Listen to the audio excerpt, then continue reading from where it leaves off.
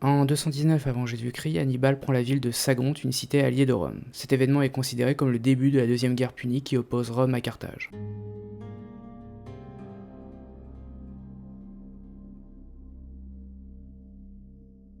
En 241, Carthage signe un traité de paix après sa défaite lors de la bataille des îles Égartes, ce qui met fin à la première guerre punique. La cité punique doit abandonner la Sicile ainsi que ses îles aux alentours. De plus, les Romains s'emparent de la Sardaigne et de la Corse, qui est censée être sous contrôle carthaginois, mais une révolte de mercenaires permet aux Romains de profiter de l'occasion pour s'emparer des îles.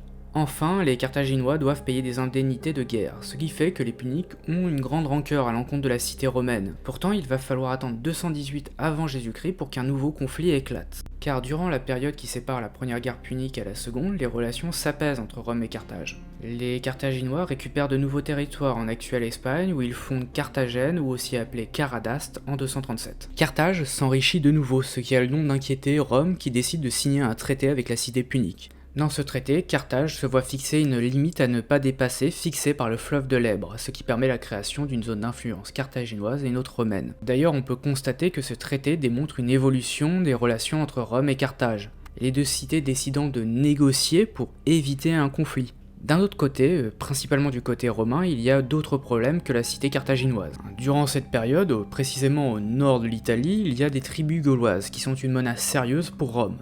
Les Romains vont tout de même réussir à vaincre et à conquérir la Gaule cisalpine, ils vont même consolider cette conquête en fondant des colonies, précisément la colonie de Crémone et de Plaisance, et construire la Via Flaminia en 218. Toutefois, ces conquêtes sont fragiles et les Romains vont très vite s'en apercevoir. Car en 221, Hannibal accède au pouvoir, ce qui nous ramène à la prise de Sagonte en 219 et le début de la deuxième guerre punique.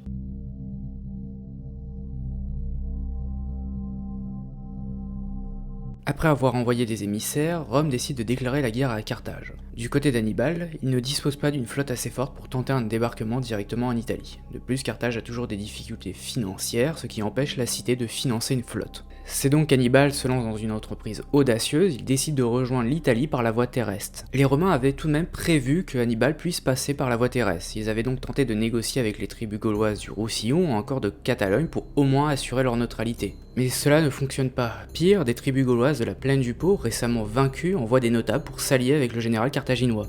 Le voyage reste tout de même difficile pour le général carthaginois, mais il finit par atteindre les Alpes et à les traverser en 15 jours.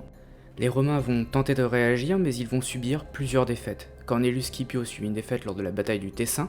Le deuxième consul, Sempronius, tente d'arrêter Hannibal, mais il subit une défaite à son tour à la bataille de la Trébie. Hannibal en profite pour se faire passer pour un libérateur des peuples d'Italie et reçoit le soutien de nombreux locaux, principalement des Gaulois. Cette arrivée de nouveaux soldats lui permet de recomposer ses effectifs et de reposer l'élite de ses troupes. En 217, après avoir passé l'hiver à Bologne, le général carthaginois reprend la route en direction de l'actuelle Toscane. Les Romains subissent encore une nouvelle défaite lors de la bataille du lac Trasimène et les Romains perdent leur consul Flaminius et 15 000 hommes.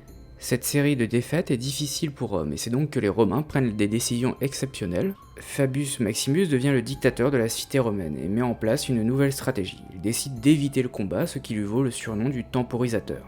Les Romains réussissent à remporter quelques victoires grâce à un débarquement en Hispanie, ce qui permet à Cornelius Scipion et à Cassius de prendre pied et d'être aux abords de Sagonte. À cause de ces défaites, Hannibal se retrouve sans ravitaillement en Apulie, une région de l'Italie. Enhardis par ces victoires, les Romains décident de mobiliser de nouvelles troupes dirigées par Paul-Émile et Varron. Mais en réalité, Hannibal n'attendait que ça, et les deux armées se font face à Cannes.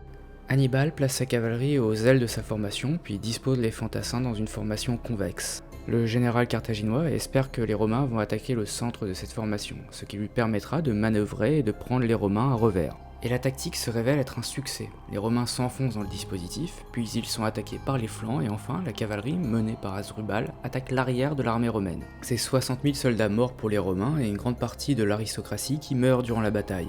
C'est un coup dur pour la cité romaine, mais malgré cette victoire, Hannibal décide de ne pas marcher sur Rome. Selon Serge Lancel, dans son livre Carthage, Hannibal a d'autres buts de guerre. Il cherche à séduire les Italiens pour ainsi qu'ils fassent défection, ce qui à terme pourrait affaiblir Rome. Affaiblie, la cité n'aurait d'autre choix que de signer un traité qui aurait pour but de renverser la situation de 241. Sauf que Rome refuse de signer le moindre traité avec les Carthaginois. L'élite romaine, du moins ce qu'il en reste, s'unit pour faire face à la menace. Les tribuns de la plèbe collaborent avec le Sénat au lieu de s'opposer à lui, les Romains tentent de se réconcilier avec les dieux et organisent des jeux en l'honneur de Jupiter. Enfin, la cité fait fonds de tiroir en engageant des prolétaires dans l'armée, voire des esclaves pour la flotte, tout en empruntant au tyran de Syracuse, Hiéron. C'est l'entièreté de la cité romaine, toutes ces composantes de la population qui se mobilisent pour lutter contre le général carthaginois. C'est donc que la guerre continue et en 215, Hannibal obtient le soutien du roi Philippe V de Macédoine, ce qui lui permet d'obtenir un allié puissant qui accepte de ne pas faire de paix séparée avec les Romains. La situation évolue aussi à Syracuse. Hieron, allié des Romains qui avait fait de nombreux prêts à la cité, meurt et Hannibal saisit l'occasion pour conclure une alliance avec son successeur, son fils Hieronymus. Cette alliance met Rome dans une position inconfortable, car voilà que la cité est privée de blé.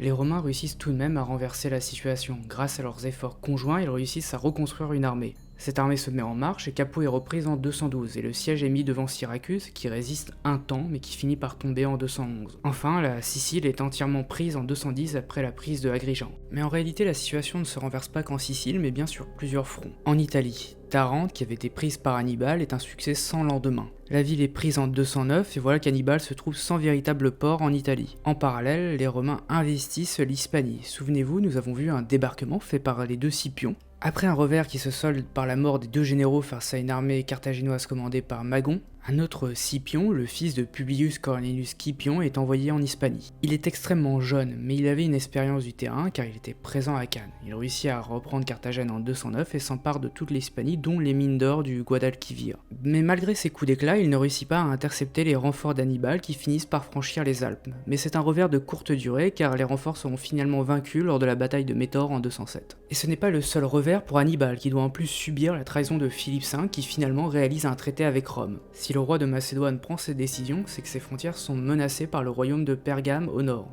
Une ultime tentative est tentée par Magon, le frère cadet d'Hannibal, qui débarque en Ligurie. Il réussit à prendre Gênes et Savone et espère fixer les troupes romaines en Italie. Mais cette stratégie ne fonctionne pas. Scipion débarque en Afrique en 204 et Hannibal n'a d'autre choix que de quitter l'Italie pour partir sauver sa cité. Et c'est en 202 qu'a lieu l'affrontement décisif à Zama où Hannibal est vaincu, ce qui met fin à la seconde guerre punique. Maintenant, en ce qui concerne la vidéo, elle est terminée, alors je vous invite à vous abonner, à laisser un pouce vers le haut et un commentaire, et n'hésitez pas à regarder mes autres vidéos.